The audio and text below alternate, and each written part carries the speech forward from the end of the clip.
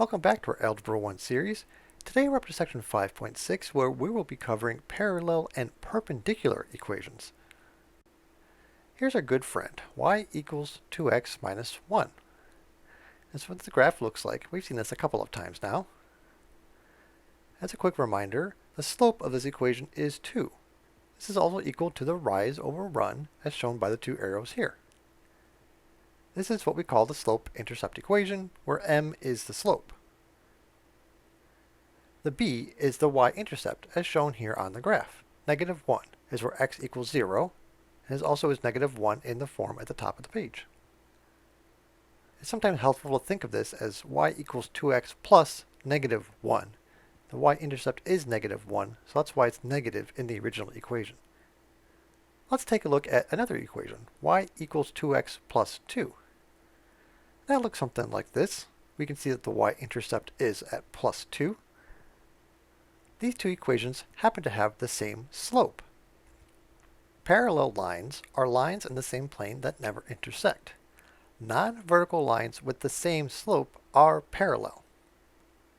As we can see here, both equations fit the slope-intercept format, y equals mx plus b, and they have the same value of m, which means they have the same slope, which means that these lines are parallel. Let's take a look at these two equations. Are these two lines parallel? Remember, we use the form y equals mx plus b. This is an easy way to find the slope of the equation. Looking at the first equation, it's already in slope-intercept form. We know the slope of this first equation to be negative 3. So let's focus on the second equation. First, we'll isolate the variable, which is y, by subtracting 9x of both sides of the equation, leaving us with 3y equals negative 9x minus 12. Next, we'll isolate the y even further to solve for it. We'll divide everything by 3. This leaves us with y equals negative 3x minus 4. Now this equation is in the slope-intercept format. Looking at this equation and the first equation, they both have a negative 3 in front of the x. These two lines are parallel because they have the same slope. When both are in the y equals mx plus b slope-intercept format, the m is the same. The slope is negative 3 in both equations. Let's jump over to the whiteboard and do some quick examples. Alright, let's start with 3x minus y equals negative 5, make that a y, and the other equation is 5y minus 15x equals 10. So the question is, are these two equations parallel? Well, we need to get them in the slope-intercept form. So y equals mx plus b. They need to look like this. So let's start with the first one. We've got a negative y. So what I'm actually going to do is add it to one side. So I say 3x equals y minus 5. I'm going to add the 5 back to this side and have 3x plus 5 equals y. So really, I could just put the y equals over here. These two things are equal to each other. So it's not quite this format, but just for the sake of argument, we're going to say y equals, and just erase that. So now we know we have this in the form, so the slope is 3. So if the slope of this is equal to 3, then these two lines will be parallel. So we need to do the same thing here. I'll leave 5y over here. 5y equals 15x plus 10, 15x. I added 15x to both sides of the equation, so it canceled out over here, 15x over there. Now I need to divide everything by 5. So if we did everything, that's divided or separated by plus or minus, 5, 5, 5, y equals 3x plus 2. So here is the slope, 3 and 3. The slope is 3. So in this form, they have different y-intercepts, but that doesn't matter. The slope is the same, so these two lines are parallel. Now, let's see if I can squeeze another example down here. 4y equals 4 negative 12x plus 16, and the other one will be y equals 3x plus 4. Well, this is handy. This one is already in the form. So we've got yet another equation where the slope just happens to be 3. Let's put a fun little box around it. So slope is 3. So if slope is 3 here, then these two will be parallel. I'm going to kind of separate these two problems here. There. So how do we get this to y equals some stuff? Well, we'll just divide everything by 4. So I'm going to divide this and this and this by 4. So this becomes just plain y. Ooh, we're getting close to the bottom. Y equals negative 12 divided by 4. So this is negative 3x plus 16 divided by 4 is 4. This one is negative 3. So we've got negative 3 and 3. So these are not the same. Even though it's positive and negative, they are not exactly the same. So these two are not parallel. Or we'll just write it out. Not parallel. Two L's, L's. Here we are again with y equals 2x minus 1. Let's add this equation. Y equals negative 1/2 x plus 2. And it looks something like this. If you look at the slope and the y-intercept, we can see that the slope is negative 1/2. So for every space down, it moves over 2, rise over run. And the y-intercept is 2. So that checks out. These two lines form a right angle, or 90 degrees. This is what we call perpendicular. Perpendicular lines are lines that intersect to form a 90-degree angle. The product of the slopes of these lines is negative 1. So if we look at the slopes of the two equations, 2 and negative 1/2, if we multiply those together, we see that it equals negative 1. Because it equals negative 1, we have mathematically proven that these two equations are perpendicular. Another way to think about perpendicular slope is the negative reciprocal. So here's an equation, y equals 3x minus 7.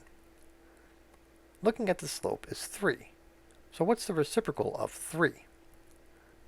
To start, think as 3 over 1 being the same thing as 3. Then we flip that fraction. If we multiply these two together, we get 1. That is the definition of a reciprocal. So again, looking at the equation, focusing on the slope being 3, we need the negative reciprocal. In this case, it would be negative 1/3. So the reciprocal of 3 is 1/3, and the negative reciprocal is negative 1/3. So here's an example of an equation. Y equals negative 1/3 x plus 1. Any equation with these two slopes will be perpendicular, regardless of the y-intercept. Let's jump back to the whiteboard and do some examples.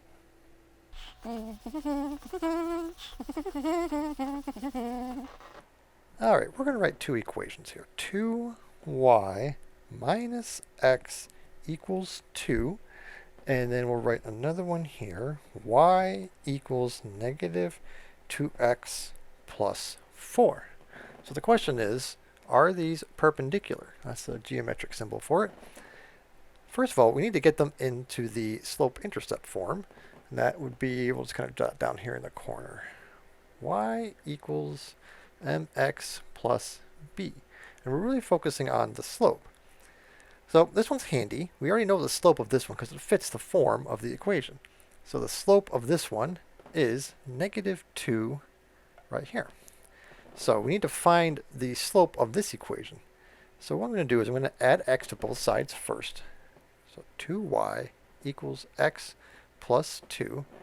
And now to get y by itself, I need to divide everything by 2. Divide by 2, divide by 2, divide by 2. So y equals, so this is x over 2. You can think of it as 1/2 x plus 1. So now we have the slope of this line. So are these negative reciprocals? So in other words, if we multiply these two together, will we get a negative 1?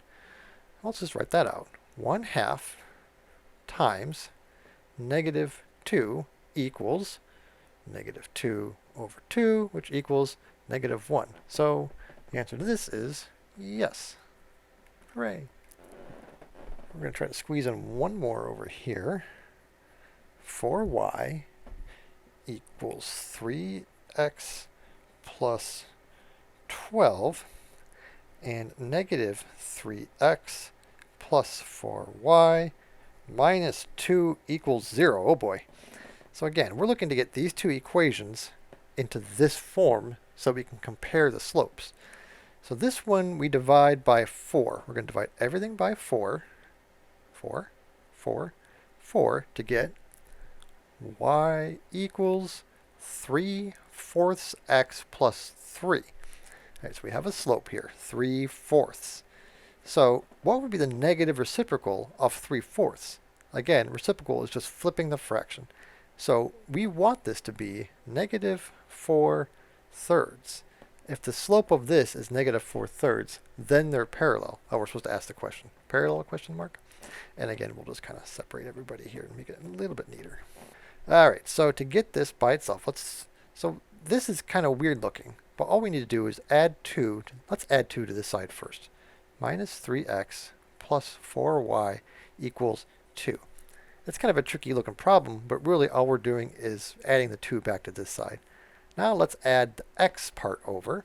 This leaves us with 4y plus, 4y equals 3x plus 2, right? Because we add 3x.